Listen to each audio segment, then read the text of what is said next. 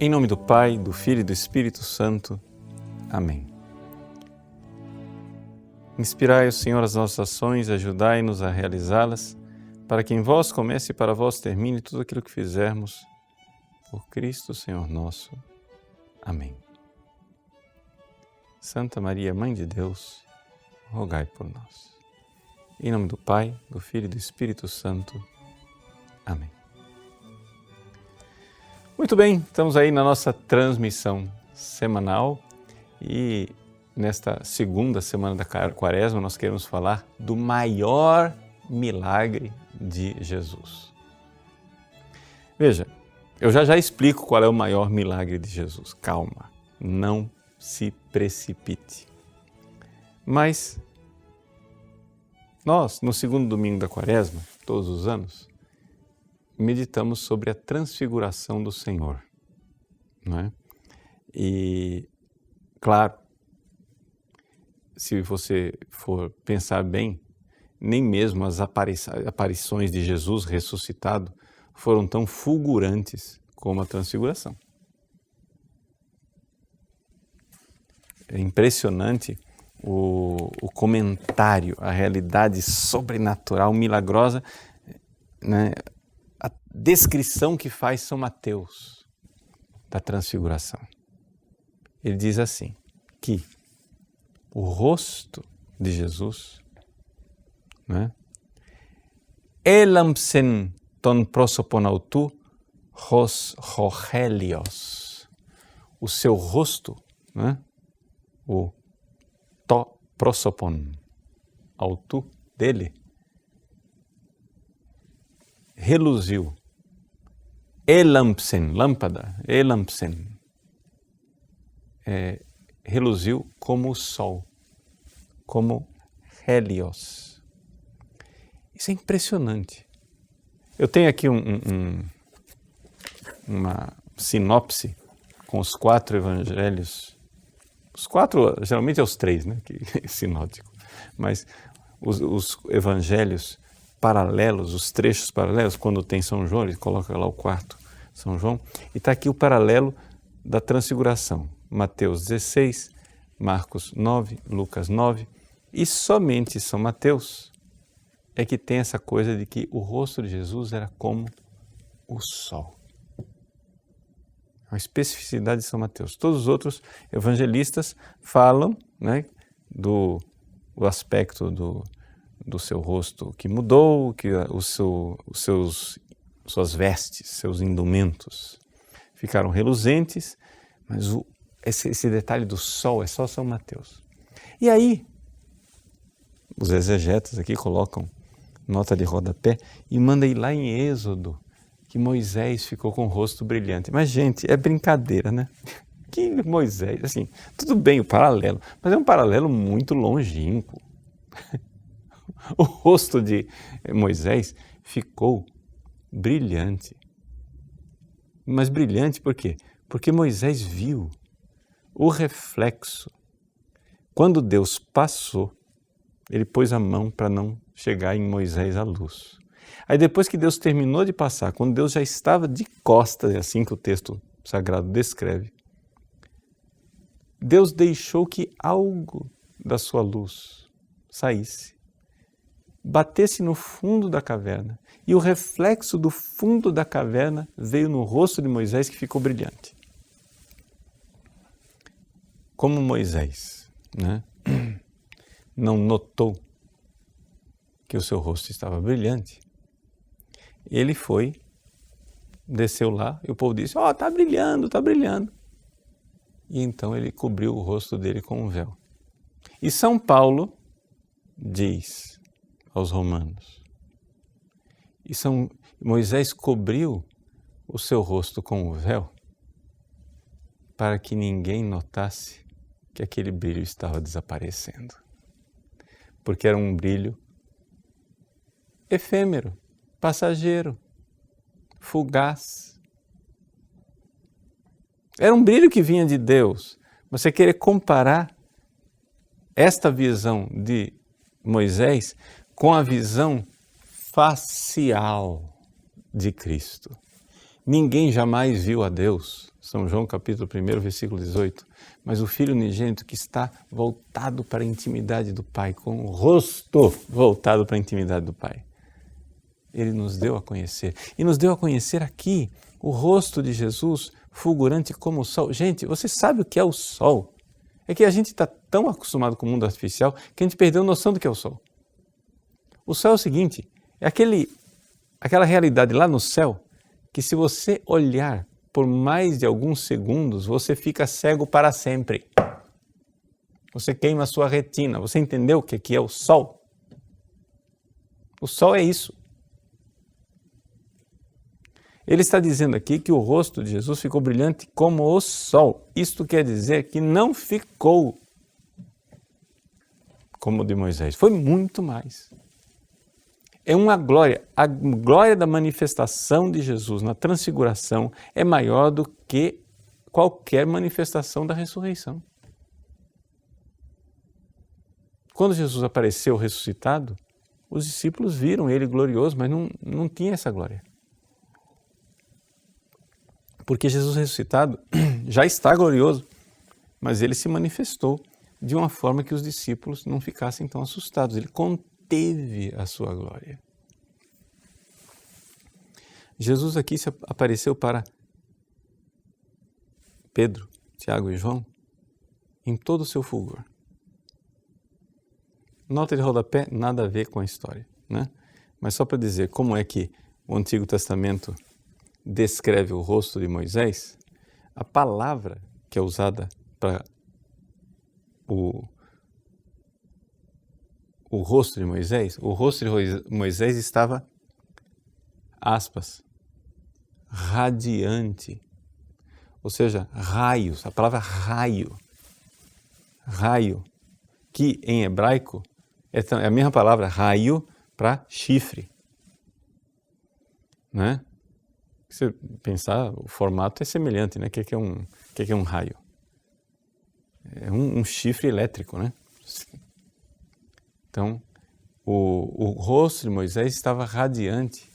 E é por isso, curiosidade, que aquela famosa estátua de Moisés, esculpida por Michelangelo, Moisés tem chifre, né?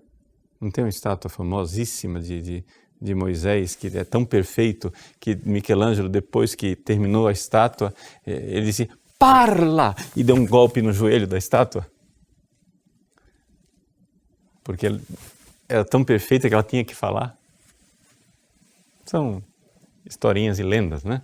Então, aquela estátua lá, essa estátua hoje, ela está na igreja de San Pietro in Vincoli, né?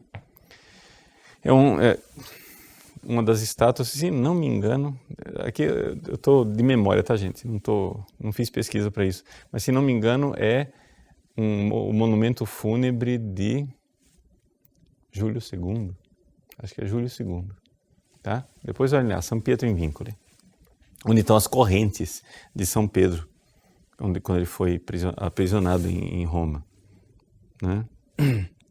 Bom, volta aqui a conversa.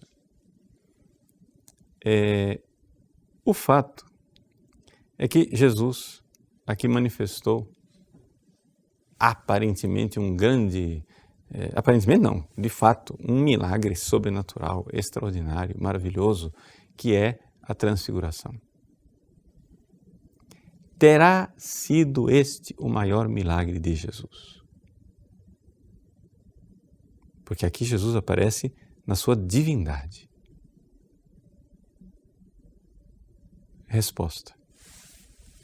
E aqui vem a nossa reflexão do programa de hoje. Gente, sabe qual foi o maior milagre de Jesus? Sendo esta pessoa divina aqui, com este poder e com esta glória, não ter fugido da cruz. Esse é o maior milagre de Jesus. E conduzo essa reflexão a partir de uma intuição do nosso amigo G.K. Chesterton, no seu livro The Everlasting Man, O Homem Eterno, né? Tem uma passagem em que o Chesterton, é o capítulo da segunda parte do capítulo 3º, a história mais esquisita do mundo, é como está traduzido, né, nessa edição. Chesterton nos fala de um famoso filósofo contemporâneo de Jesus chamado Apolônio. Apolônio nasceu em Tiana, que é uma cidade lá da Capadócia, no centro da Turquia lá. E esse Apolônio era um super milagreiro, um filósofo assim extraordinário, com uma grande sabedoria, ressuscitava mortos, curava as pessoas, etc, etc. E então este super filósofo que morreu velhinho, com seus 100 anos de idade, segundo a lenda, né? Ele foi um dia trazido diante do imperador Domiciano. Assim como Jesus foi levado diante de Pôncio Pilatos, governador romano, Apolônio de Tiana foi levado diante de Domiciano. E então, quando Apolônio de Tiana ia ser condenado pelo imperador romano, o que é que ele fez?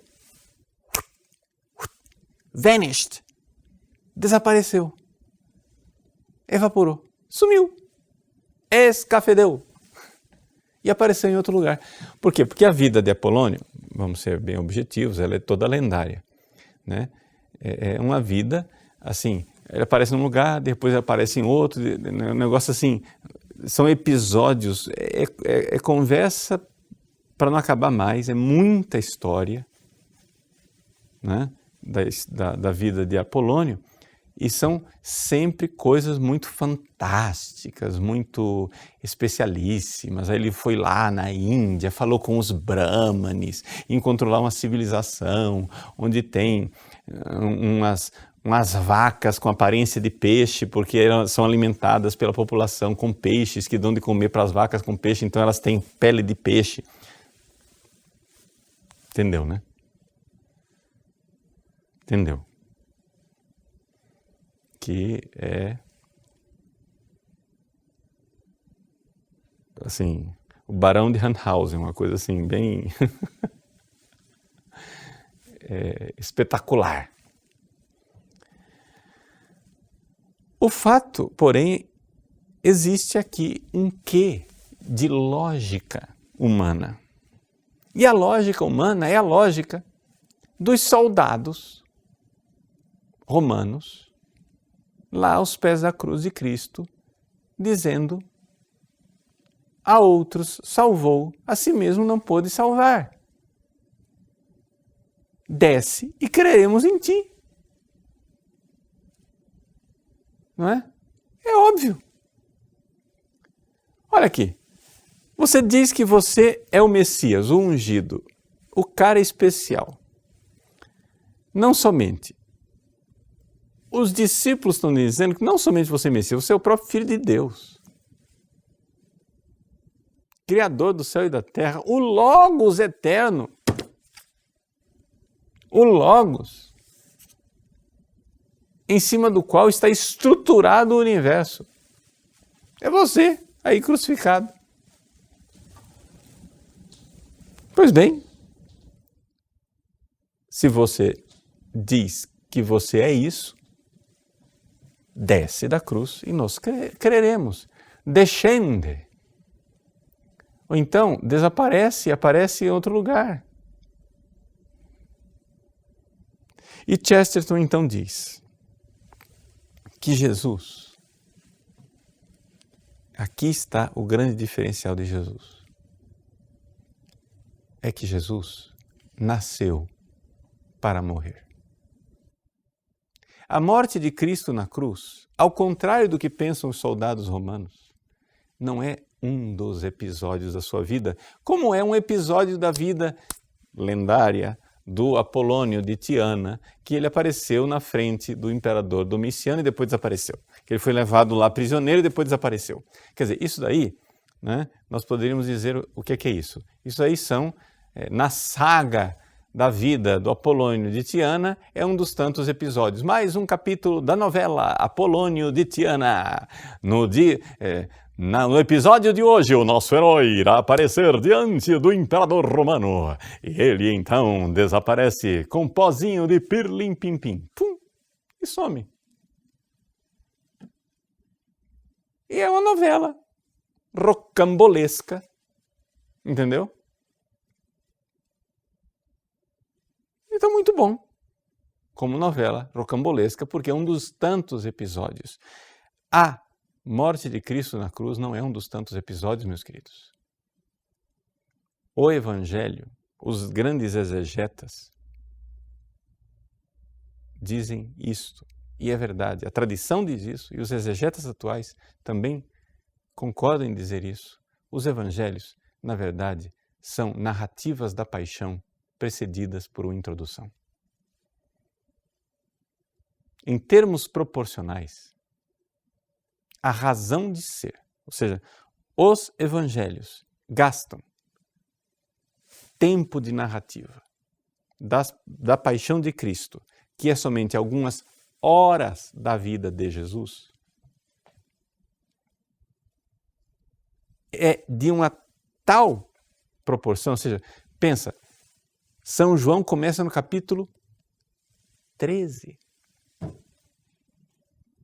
E isso vai até o capítulo... Só a paixão vai até o capítulo 19. Conta nos dedos. 13, 14, 15, 16, 17, 18, 19. Só para você entender o tamanho. 7 capítulos. Quer dizer, 1/3 do Evangelho de São João, de 21 capítulos, é para descrever algumas horas quando Jesus se fechou no cenáculo com os seus apóstolos. Começou a lavar os pés, começou o discurso final, aí começa... São algumas horas, dali até a morte de Cristo na cruz. Tudo está consumado. E dando um grito, entregou o Espírito. Pronto. Para narrar essas horas, 7 capítulos. Por quê? Porque Jesus veio para morrer. Essa é a razão de ser. O resto é uma longa introdução para que você entenda o significado do que vai acontecer naquelas horas.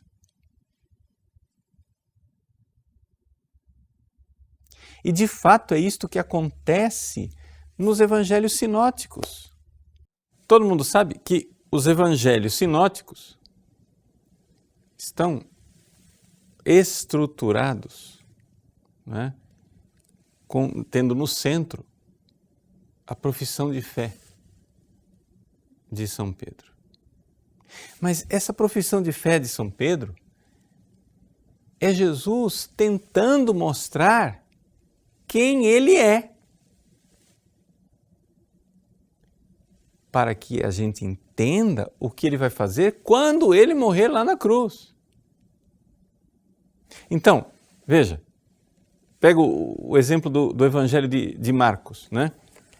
O Evangelho de Marcos é assim, logo antes de Jesus perguntar, quem dizem que eu sou? Aí Pedro faz a profissão de fé dele e diz, tu és o Cristo, né? O que vem logo antes? Uns versículos antes. Isso aqui é a profissão de fé de Pedro é capítulo 8, versículo 29.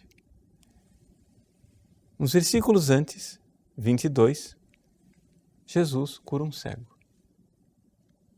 Mas é uma cura estranha. Por quê? Porque Jesus cura um cego. Vem aqui comigo, cego. Cura. Está enxergando?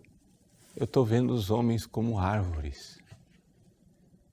Quer dizer, a cura não foi completa. Até que finalmente Jesus vai e cura completamente. Mas por que Jesus faz essa cura em 2 estágios? Porque a cegueira de Pedro, ela vai embora em 2 estágios. O primeiro estágio, ele enxerga que Jesus, tu és o Cristo. Aí Jesus começa a anunciar a paixão. Anuncia uma vez, anuncia 2 vezes, anuncia 3 vezes. E aí Jesus então cura o cego em Jericó. E essa cura do cego de Jericó, ela é imediatamente antes de Jesus entrar em Jerusalém para morrer. A cura do cego de Jericó, Jesus diz, vai, tua fé te salvou, e imediatamente ele começou a ver e foi seguindo Jesus pelo caminho do buracão lá de Jericó, que é abaixo do nível do mar, para Jerusalém, para a cruz. Versículo seguinte, Jesus e os discípulos aproximaram-se de Jerusalém. Então, o que é que São Marcos está dizendo? Gente, tudo que eu escrevi até aqui, até começar o capítulo 11, que vai começar a entrada em Jerusalém, paixão, tudo que eu escrevi até aqui, esses 10 capítulos, é para preparar vocês, para curar essa cegueira, para vocês enxergarem que a morte de Jesus não é um episódio. Não é um dos tantos capítulos. A razão de tudo que eu escrevi é isso. Ou seja, Jesus vai. Estou repetindo, mas é importante. Jesus prega, faz milagre, exorciza, caminha nas águas, ressuscita os mortos, faz tudo, etc. Quando tu és o Cristo, o Filho de Deus vivo, opa, já está vendo como árvore, já começou a ter fé, começou a enxergar alguma coisa. É o seguinte, Pedro, vou morrer em Jerusalém. Não aconteça, afasta de Satanás. Segunda vez, vou morrer em Jerusalém. Jesus, quem vai ser o primeiro no reino dos céus? Não entendeu nada. Pela terceira vez, vou morrer. Aí finalmente Jesus cura de vez o cego, porque chegou agora o momento de eles verem o maior milagre. Agora é o maior milagre de Jesus. E qual é o maior milagre de Jesus? O maior milagre de Jesus é sendo Deus, Verbo eterno, Criador do céu e da terra, aquele que sustenta o universo, morrer na cruz. Quando ele poderia tranquilamente fazer todo mundo imediatamente precipitar nas chamas eternas do inferno e mandar todo mundo às favas. Castigar a humanidade inteira. Ou seja, a glória de Jesus manifestada na transfiguração nos lembra que ele é Deus.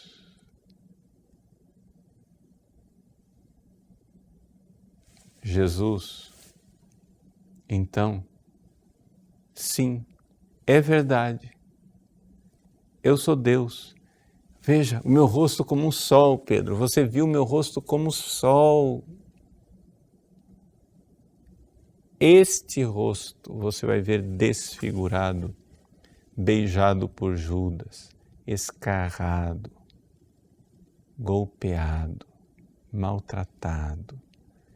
E é isto, tudo isso vai acontecer porque eu quero. E durante a transfiguração, o Evangelho de São Lucas, capítulo 9, fala que Jesus conversava com Moisés e Elias a respeito da sua morte na cruz. Está aqui, Evangelho de Lucas, ele diz assim: e eis que 2 homens conversavam com ele, Moisés e Elias, apareceram em glória e conversavam sobre o êxodo que ele estava para consumar em Jerusalém. Que é que o êxodo que Jesus vai consumar em Jerusalém, o que é isto? É a cruz. É a razão de ser.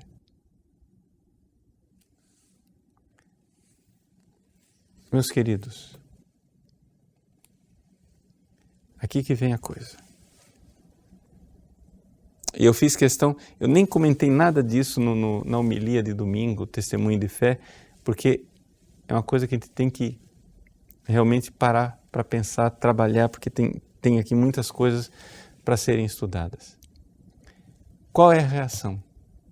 Quando Pedro vê a glória de Jesus, Elias e Moisés falando sobre a morte de Jesus na cruz, é acreditar e dizer, é verdade?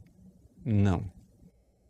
A reação de Pedro no meio dessa experiência, não sei nem se a gente chama isso de experiência mística, porque desse acontecimento sobrenatural inigualável na história.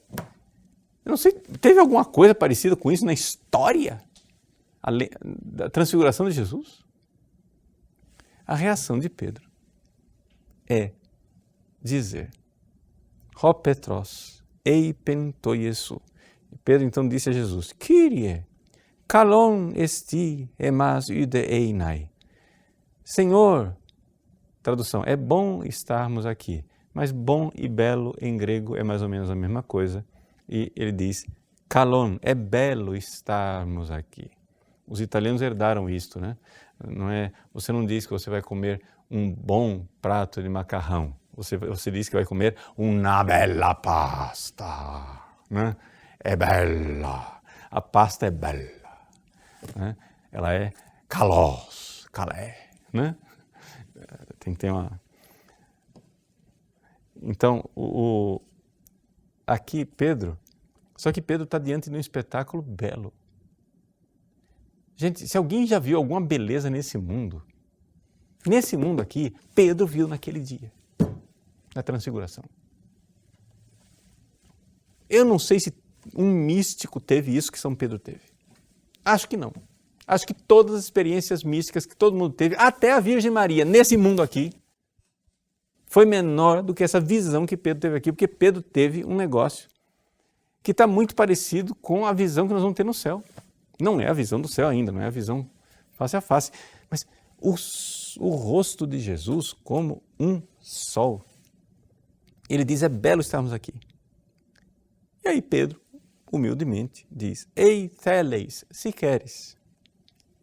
Aqui que vem o verbinho difícil. Poiesso.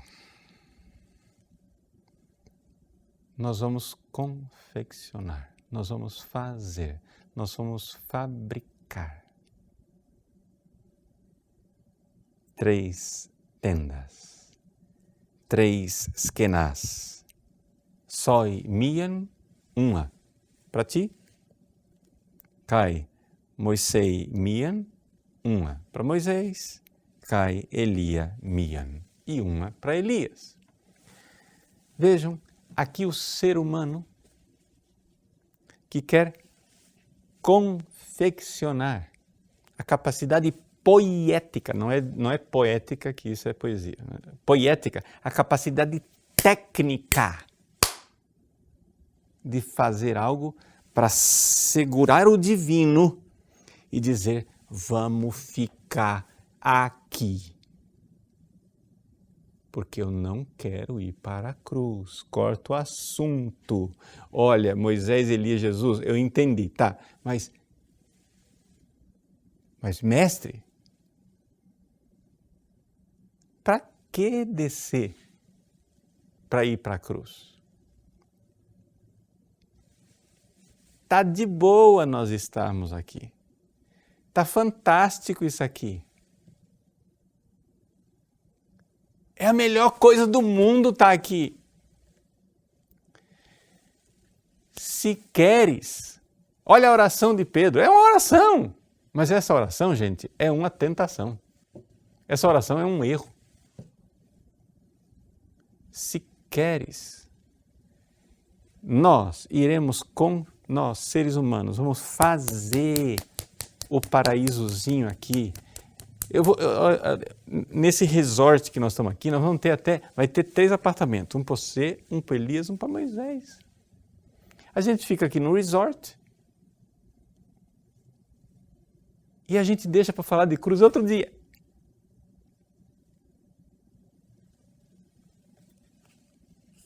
Poiesso. Vamos fazer. a capacidade poética, de poiesis, de fazer, de confeccionar, técnica. Gente, é para ensinar isso daqui que o Tolkien escreveu toda a história do Senhor dos Anéis. Para ensinar que os seres humanos têm a tentação de fazer uma máquina para não ter que passar pela cruz. Deus quer nos salvar. Mas Ele quer nos salvar que se você abraçar a cruz,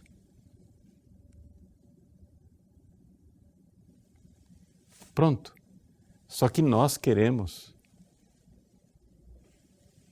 uma escapada, nós queremos um jeito mágico, nós queremos uma técnica para não ter que mudar.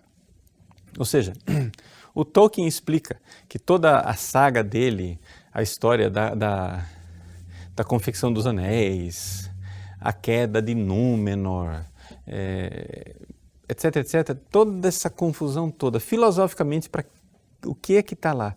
Ele diz, existe no ser humano uma tentação que ele pode chamar de mentalidade mágica ou que ele chama de máquina. O que é a mágica ou a máquina? Tá? É que é o seguinte, o ser humano, para ser quem ele é chamado a ser, para ser quem Deus nos chama a ser, Deus quer que nós soframos pela virtude. E o homem não quer essa morte e ressurreição. Nós não queremos Páscoa. Nós não queremos passar pela morte para chegar na ressurreição. Nós não queremos esse processo. Nós queremos a mágica de passar do estado atual para o estado transfigurado e glorioso, ressuscitado, lindo e fofo. Sem passar pelo meio. Como é o nome da doença espiritual de quem vê a glória que Deus quer para nós. Lá, glória, glória. Mas aí vê que no meio tem esse negócio desagradável chamado cruz. Aí fica triste. Aí tem preguiça. E diz, não tem outro caminho. O nome dessa doença espiritual chama-se assídia. E nós católicos, nós bons católicos, estamos contaminados de assídia. A doença mais frequente espiritualmente nas pessoas que eu atendo é a assídia. Nós somos assidiosos de carteirinha. Todo mundo quer a glória do Tabor. Mas nós estamos no Gólgota. Deus nos deu a glória do Tabor para que, cheios de fé, cheios da graça, escutai-o, esse é o meu filho muito amado, escutai-o, fé, creia quem ele é e creia, ouça o que ele está dizendo, eu vou para Jerusalém morrer, vocês não estão, vocês são surdos. Vocês são um bando de surdo. Ouçam, cheios de fé. Ele nos dá a glória do Tabor para que, cheios de fé, nós alegres caminhemos para o Calvário. Mas nós queremos receitas mágicas. Por exemplo, gente, eu não preciso dizer para vocês que nós estamos vivendo um tempo complicado. Eu não vou entrar aqui no ranking mundial de complicação histórica, qual é o tempo mais complicado da história. Né? Não pode ficar pior do que isso. Não, pera. Pode ficar muito pior do que isso. Pode ficar muito pior do que isso. Deixa eu dar um exemplo para vocês. Nós estamos lutando, nós cristãos, nós católicos, cristãos, estamos lutando para salvar as crianças da miséria chamada aborto. Não é isso? Todo mundo, quanto esforço a gente tem pró-vida, contra o aborto, etc. e tal. Só acontece o seguinte, o que é que era o mundo na época que Jesus veio aqui? Dos romanos. No mundo lá do Apolônio de Tiana, um pai de família podia matar os seus filhos quando quisesse. E podia matar, inclusive, a esposa. O pater familias romano. Se a mulher pariu, mas eu não quero essa criança, joga no lixo. E expunham os filhos. O que é um filho exposto? Eles eram jogados no lixo, jogados na rua. E os cristãos saíam recolhendo. E isso era a coisa mais natural, culturalmente, legalmente, absolutamente. Quer dizer, nós estamos num mundo que não pode piorar, mas gente, pode piorar muito mais. Por enquanto, nós não estamos jogando criança no lixo oficialmente ainda. Tem gente que joga no lixo. Mas a lei não permite jogar no lixo. Se uma mãe jogar um filho no lixo, vai para a cadeia. O que acontece é o seguinte, é que essa gente da cultura da morte, eles têm uma raiva enorme de nós, cristãos. Eles têm uma raiva enorme do cristianismo, porque nós os estamos impedindo-os de fazer exatamente isto.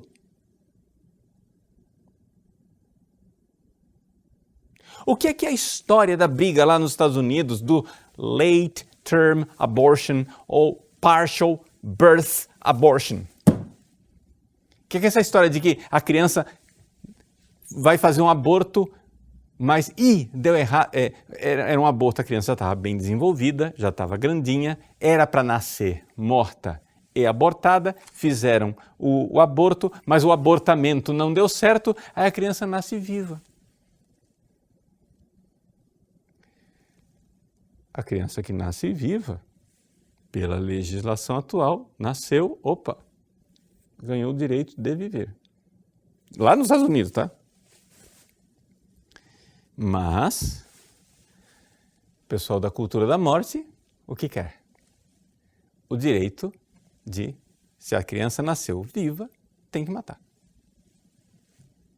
Se essa infeliz dessa criança, né, teve a graça de sobreviver às tentativas de assassinato da mãe dos médicos e vitoriosamente nasceu viva, ela não tem direito de ficar viva, nós precisamos, então, matá-la. Esse tipo de coisa que está se discutindo nos Estados Unidos e que já é lei e já é oficial em alguns lugares como Nova York, por exemplo. Onde um bendito político ainda se acha católico aprovando uma lei dessa.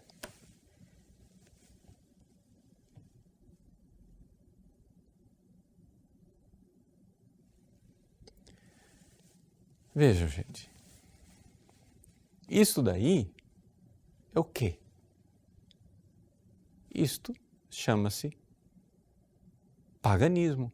E o cristianismo, a igreja, pela evangelização, pela mudança dos corações, pela cultura, a igreja educadora, a igreja poder educador foi mudando os corações e as pessoas foram fazendo legislações e proibindo estas coisas. Hoje a cultura da morte tem raiva da igreja porque a igreja vai ter que nos pagar por todo o mal que ela nos impediu de fazer.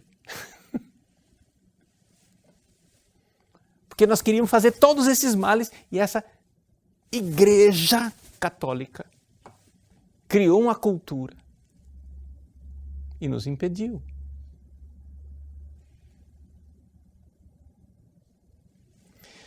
Então, meus queridos, vamos entender, não é?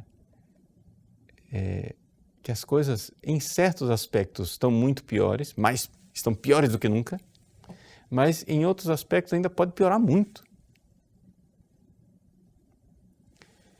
Tá. Então, vamos fazer a lista das coisas, onde estão os problemas que nós vivemos no dia a dia. Vivemos um problema da cultura da morte, que está aí. Ou seja, o que é a cultura da morte? A cultura da morte é um poder educacional, materialista, contrário à estrutura do ser das coisas, que não admite verdade e que quer, como poder educacional, fazer a cabeça de todo mundo e, portanto, precisa acabar com a igreja como poder educacional. A igreja não pode ensinar. Isso é uma coisa terrível. Isso é um drama. Isso é uma tragédia. Mas essa talvez não seja a pior. A pior tragédia é que a Santa Igreja Católica está alegremente renunciando ao seu poder educacional.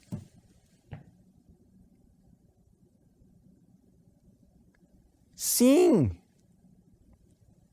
Quando esse poder educacional da cultura da morte surgiu lá atrás, há séculos atrás, ele começou a ser gerado. E ele começou a se transformar em poder educacional escolar. O que fez a Igreja Católica em todo lugar? Por exemplo, o que fez São João Bosco na Itália? Quando a cultura da morte anticristã tomou conta das escolas, o que fez Dom Bosco? Fundou escolas. E foi isso que várias outras congregações fizeram. Quantas congregações de padres, freiras surgiram para fundar escolas? Os maristas, os escolápios, os salesianos, os lassalistas e assim por diante. Os jesuítas não foram fundados para isso, mas fizeram isso também.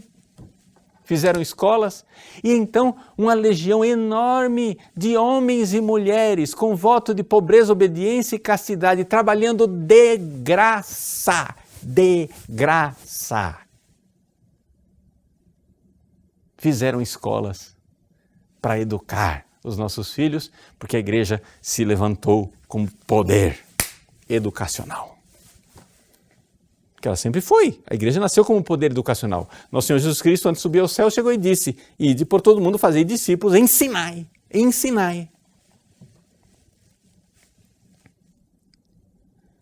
O que é que nós estamos vendo? Os cristãos católicos, manipulados por um joguinho linguístico, estão anestesiados e paralisados, dizendo: não, mas nós não podemos ser preconceituosos, nós não podemos julgar os outros, nós não podemos condenar, nós não podemos educar. Quem que vai nos educar? Não, nós temos que aprender com o mundo moderno. A igreja, em diálogo com o mundo moderno, faz o quê? Senta na escolinha, ela aprende e o mundo moderno ensina. Que nós temos que tolerar as pessoas que querem fazer aborto, porque, afinal, a gente pode até respeitosamente discordar, mas se eles querem matar os filhos deles, a gente tem que deixar. O que é isso, gente? É um joguinho linguístico para dizer: cristão, pare de ensinar. Ensine. Você pode até ensinar lá na sua igreja, mas como nós vamos esvaziar a sua igreja, você vai ficar falando para as paredes. Está entendendo? Pare de ensinar.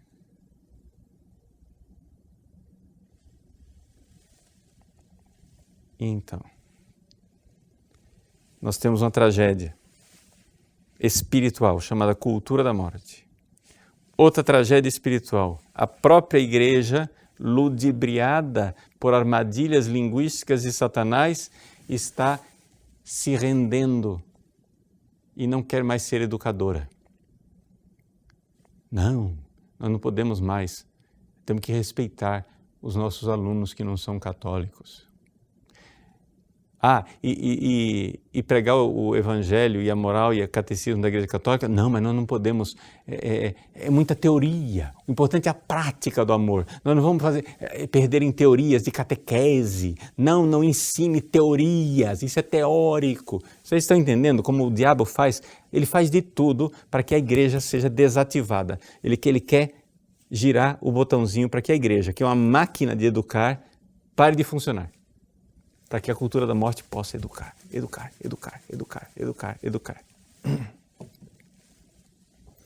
E por que eu estou dizendo tudo isso? Eu estou dizendo tudo isso porque esta é a nossa cruz de hoje. Mas as pessoas querem confeccionar um jeito de não precisar sofrer. Gente, pé no chão, Gólgota, a igreja está no Calvário. Nós estamos no Calvário, mais doloroso e tremendo. Eu não quero aqui fazer o ranking histórico de qual o Calvário mais duro que foi na história da igreja, mas o nosso está de boa, é grandão. O nosso está legal, nosso Calvário é duro. Gente, o nosso Calvário hoje é o seguinte: os loucos, materialistas e pagãos podem ensinar. E eles, como ladrões que são, vêm para roubar, destruir e matar. E a igreja, que é o verdadeiro pastor, não pode fazer sua voz ser ouvida pelas ovelhas. Esse é o Calvário. A igreja precisava que a voz do pastor fosse ouvida. Eis o meu filho muito amado, escutai-o. E se nós escutarmos, e se nós falarmos, não tem problema, gente. Sabe o que vai acontecer? Nós vamos ser crucificados. Claro. É um mors et vita duello. Com um duelo da morte e da vida, né? Nós estamos aqui diante de uma coisa que não tem mágica. Mas vem a tentação. E Pedro, aqui na Transfiguração, ele diz, vamos ficar, né, aqui e vamos fazer um resort para não ter que descer para a cruz. Meus irmãos, vamos parar com esse negócio. Tanta gente querendo, a gente vê na internet o pessoal esperneando e todo mundo querendo, sei lá, fazer um faz de conta, né? Assim, não, mas soluções, não, porque assim, vamos fugir para tal coisa. Vamos para tal lugar e nos fechar dentro de uma bolha. Gente, não tem isso. Estamos no Calvário. Faça o seguinte, agora vamos um conselho bem prático. Como é que você vai descer do Monte Tabor com Jesus, cheio de fé, para enfrentar o Gólgota, sai dessa assídia, sai desta preguiça e dessa tristeza de se transformar e de se purificar? Como que você vai fazer isso na prática? Veja só, primeiro, agora pontos bem específicos. Primeiro ponto, nós precisamos ter os nossos pés no chão da realidade. E o chão da realidade são duas coisas: a glória de Cristo no Tabor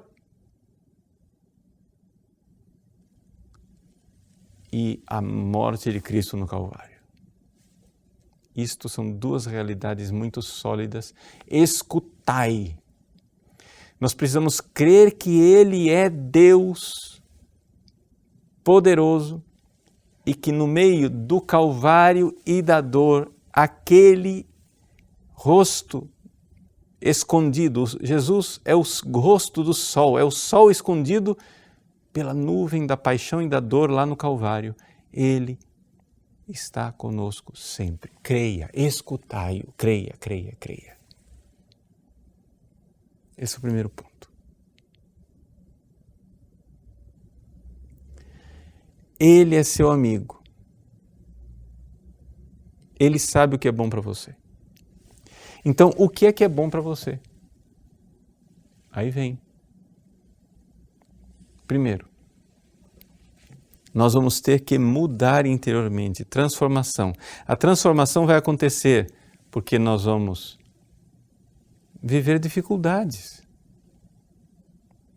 Não é, as nossas dificuldades não estão com as feministas fazendo manifestações na frente do Capitólio lá em Washington.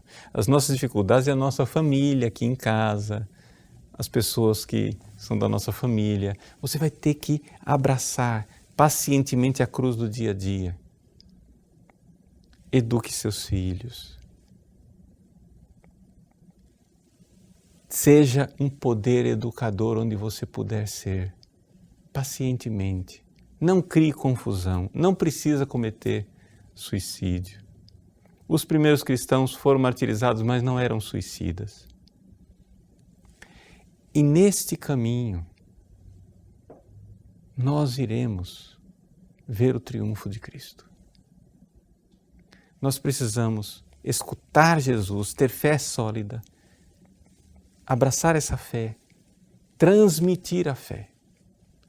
Você tem a missa, você tem a confissão, você tem o catecismo da igreja, pega o catecismo, aprende, viva a sua fé. Resolva aqui a sua transformação e a transformação da sua família, do lugar onde você está. Não fique olhando muito, né, para a paisagem do mundo inteiro que vai te dando vertigem. Se concentre na sua missão, sua pequena missão. Caminha com Jesus. Pedro, vai atrás de mim. Pedro vai, segue Jesus. O cego, Bartimeu, vem atrás de mim e seguia Jesus no caminho. Segue Jesus, segue. É o dia a dia, gente, é o dia a dia. A fidelidade do dia a dia, mas não é mágica. Não queira a solução analgésica. As pessoas ficam querendo uma solução analgésica. A solução analgésica, gente, não tem. Tem a solução daquilo que é o único caminho possível. Paixão, morte e ressurreição. Esse é o nosso caminho. Esse é o caminho de Jesus, é o meu caminho, é o seu caminho. Eu não estou pedindo para você procurar cruzes. Eu estou dizendo que não queira fugir dela quando ela se apresenta. Não queira, poiesis, confeccionar um artifício, um analgésico, uma máquina, um negócio para você se livrar da cruz. Assuma a sua cruz. O maior milagre de Jesus não foi a transfiguração. O maior milagre de Jesus foi, sendo aquele sol fulgurante, se esconder atrás da cruz e estar lá para nos dar força na vitória sobre nossas cruzes também. Jesus nasceu para morrer. Jesus nasceu para nos alcançar esta vitória. A morte de Cristo na cruz não é um capítulo de uma novela nada a ver. É a razão de ser de tudo. E se a razão de ser da vinda de Jesus é a sua morte na cruz, se os evangelistas escreveram o evangelho para levar você até a fé, para que finalmente, na hora da cruz, você cresce e parasse de ver homens como árvores. Então entenda, você também veio assim, como Jesus. Vai crescendo na fé, vai enxergando mais. Porque a chave de leitura da nossa vida é a cruz. Então, que nessa quaresma você verdadeiramente enxergue esta verdade. a verdade de que a cruz de Cristo triunfante, ela é a chave que vence o mundo, é a vitória que venceu o mundo. A cruz de Cristo é a vitória educadora. Ela é o rosto de sol que ilumina as trevas. A cruz de Cristo é o maior milagre. Assumi-la, vivê-la, nesse momento doloroso da igreja, doloroso da história da humanidade, em que a cultura da morte é a grande educadora e a igreja parece não educar. O que você tem que fazer? Não procure analgésicos. Deixe o rosto de Cristo resplandecer em sua alma. Toma a tua cruz e vai educando, triunfando sobre estas trevas. Ele já venceu e tem uma vitória preparada para nós. Deus abençoe você. Em nome do Pai, do Filho e do Espírito Santo. Amém.